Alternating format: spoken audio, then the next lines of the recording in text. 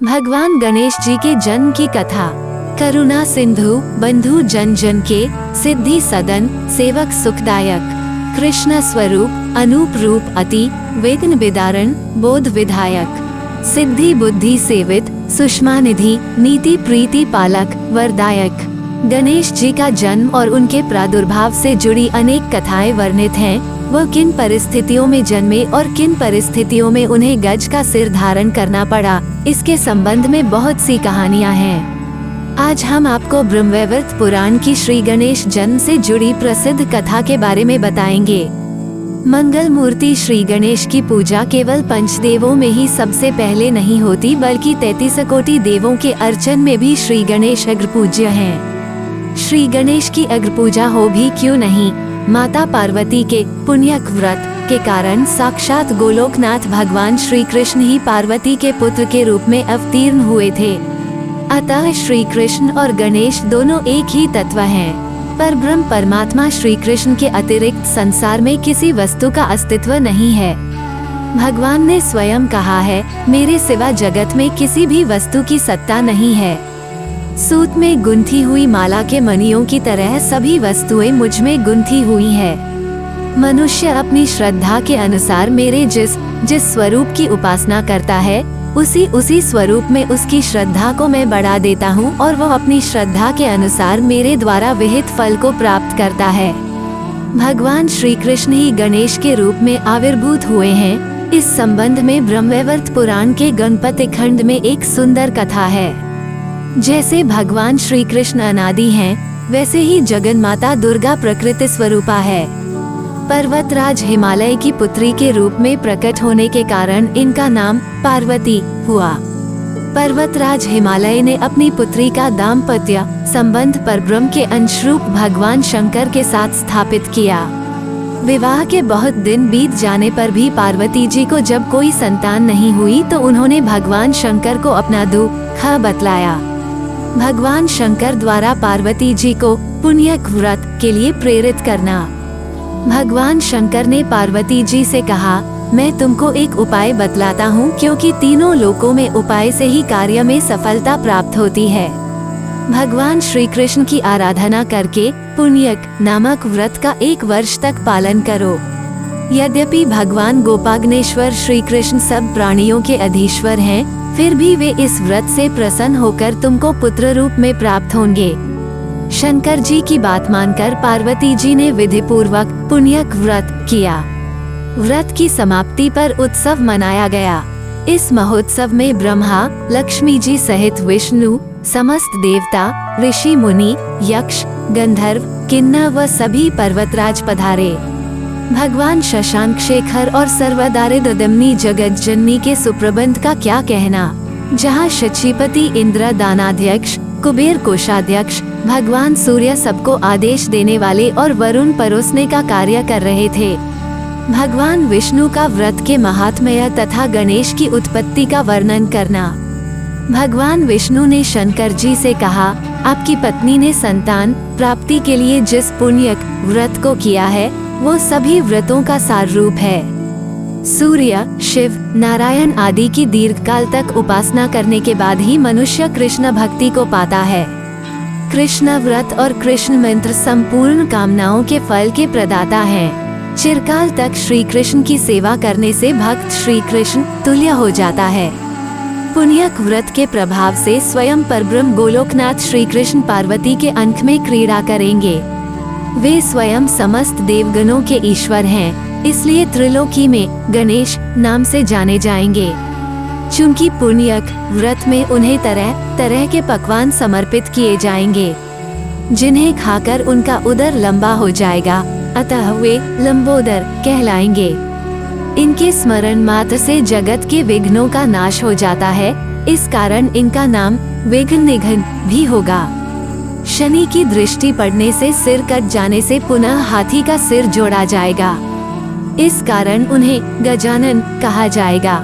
परशुराम के फरसे से जब इनका एक दांत टूट जाएगा, तब ये एक दंत कहलाएंगे। ये जगत के पूज्य होंगे और मेरे वरदान से उनकी सबसे पहले पूजा होगी। भगवान विष्णु की बात सुनकर पार्वती जी ने पूरे विधान के साथ उस व्रत को पूर्ण किया और ब्राह्मणों को खूब दक्षिणा दी। अंत में पार्वती जी ने पुरोहित सनय कुमार जी से कहा, मैं आपको मुंहमांगी दक्षिणा दूंगी। सनय कुमार ने पार्वती जी से कहा, मैं दक्षिणा में भगवान शंकर को चाहता हूँ, कृपया आप मुझे उन्हें दीजिए। अन्य विनाशी पदार्थों को लेकर मैं क्या करूँगा। भगवान श्री कृष्ण की योगमाया से पार्वती जी की बुद्धि मोहित हो गई और यह ऐसी निष्ठुर वाणी सुनकर वो मूर्छित होकर गिर गईं। भगवान विष्णु ने पार्वती जी को समझाते हुए कहा, दक्षिणा देने से धर्म, कर्म का फल और यश मिलता है। दक्षिणा रहित देव कार्य, पितृकार्य व नित्य नियम आदि निष्फल हो जाते हैं। ब्राह्मणों को संकल्प की हुई दक्षिणा उसी समय नहीं देने से वह बढ़कर कई गुनी हो जाती है। अतः तुम पुरोहित की मांगी हुई दक्षिणा दे दो। हम लोगों के यहाँ रहते तुम्हारा अकल्याण संभव नहीं। पार्वती जी ने कहा, जिस कर्म में पति की ही दक्षिणा दी जाती है, उस कर्म से मुझे क्या लाभ। पतिव्रताओं के लिए पति 100 पुत्रों के समान होता है। यदि व्रत में पति को ही दे देना है तो उस व्रत के फलस्वरूप पुत्र से क्या सिद्ध होगा। माना कि पुत्र पति का वंश होता है, किंतु उसका एकमात्र मूल तो पति ही है। यदि मूलधन ही नष्ट हो जाए तो सारा व्यापार ही निष्फल हो जाएगा। भगवान विष्णु ने कहा, शिवे, तुम शिव को दक्षिणा रूप में देकर अपना व्रत पूर्ण करो, फिर उचित मूल्य देकर अपने पति को वापस कर लेना। पार्वती जी ने हवन की पूर्णाहुति करके अपने जीवन धन भगवान शिव को दक्षिणा रूप में सनय कुमार को दे दिया। पुरोहित सनय कुमार जैसे ही महादेव जी को लेकर चलने लगे, पार्वती जी को बहुत दुख हुआ। भगवान नारायण के समझाने पर पार्वती जी ने सनय कुमार से कहा, एक गौ का मूल्य मेरे स्वामी के समान है। मैं आपको 1 लाख गौएं देती हूँ। कृपया मेरे पति को लौटाकर आप 1 लाख गायों को ग्रहण कीजिए। परंतु पुरोहित सनय कुमार ने कहा, आपने मुझे अमूल्य रत्न दक्षिणा में दिया है, फिर मैं उसके बदले 1 लाख गौ कैसे ले सकता हूँ। इन गायों को लेकर तो मैं और भी झंझट में फंस जाऊंगा। पार्वती जी सोचने लगी, मैंने ये कैसी मूर्खता की। पुत्र के लिए 1 वर्ष तक पुण्यक व्रत करने में इतना कष्ट भोगा, पर फल क्या मिला। पुत्र तो मिला ही नहीं, पति को भी खो बैठी। अब पति के बिना पुत्र कैसे होगा। इसी बीच सभी देवताओं व पार्वती जी ने आकाश से उतरते हुए एक तेज पुंज को देखा। उस तेज पुंज को देखकर सभी की आंखें मूंद गईं, किंतु पार्वती जी ने उस तेज पुंज में पीतांबरधारी भगवान श्री कृष्ण को देखा। प्रेम विह्वल होकर पार्वती जी उनकी स्तुति करने लगी। हे कृष्ण, आप तो मुझको जानते हैं, परंतु मैं आपको जानने में समर्थ नहीं हूँ। केवल मैं ही नहीं, बल्कि वेद को जानने वाले अथवा स्वयं वेद भी अथवा वेद के निर्माता भी आपको जानने में समर्थ नहीं हैं। मैं पुत्र के अभाव से दुखी हूँ, अतः आपके समान ही पुत्र चाहती हूँ। इस व्रत में अपने ही पति की दक्षिणा दी जाती है, अतः ये सब समझकर आप मुझ पर दया करें। पार्वती जी की स्तुति सुनकर श्री कृष्ण ने उनको अपने स्वरूप के दर्शन कराए। नवीन मेघ के समान श्याम शरीर पर अद्भुत पीतांबर, रत्नाभूषणों से अलंकृत, करकमलों में मुरली, ललाट पर चंदन की खौर और मस्तक पर मन को मोहित करने वाला सुंदर मयूर पिच। इस अनुपम सौंदर्य की कहीं तुलना नहीं थी। द्विभुज कमनीयम च किशोर श्याम सुंदरम, शांतम गोपांगना कांतम रत्नभूषण भूषितम, एवं तेजस्विन भक्ता सेवते सततम मुदा, ध्यायन्ति योगिनो यत यत कुछ तेजस्विन विना। भगवान श्री कृष्ण पार्वती जी को अभीष्ट सिद्धि का वरदान देकर अंतर्ध्यान हो गए। भगवान शंकर और पार्वती जी अपने आश्रम पर विश्राम कर रहे थे। उसी समय किसी ने उनका द्वार खटखटाया और पुकारा, जगत पिता महादेव, जगन्माता पार्वती, उठिए, मैंने 7 रात्रि का उपवास किया है, इसलिए मैं बहुत भूखा हूँ। मुझे भोजन देकर मेरी रक्षा कीजिए।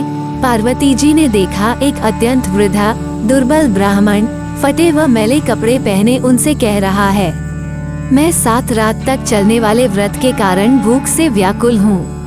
आपने पुण्यक व्रत के महोत्सव में बहुत तरह के दुर्लभ पकवान ब्राह्मणों को खिलाए हैं।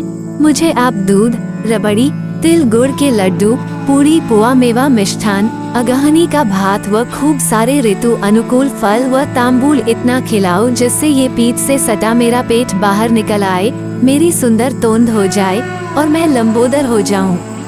समस्त कर्मों का फल प्रदान करने वाली माता, आप नित्य स्वरूपा होकर भी लोक शिक्षा के लिए पूजा और तप करती हैं।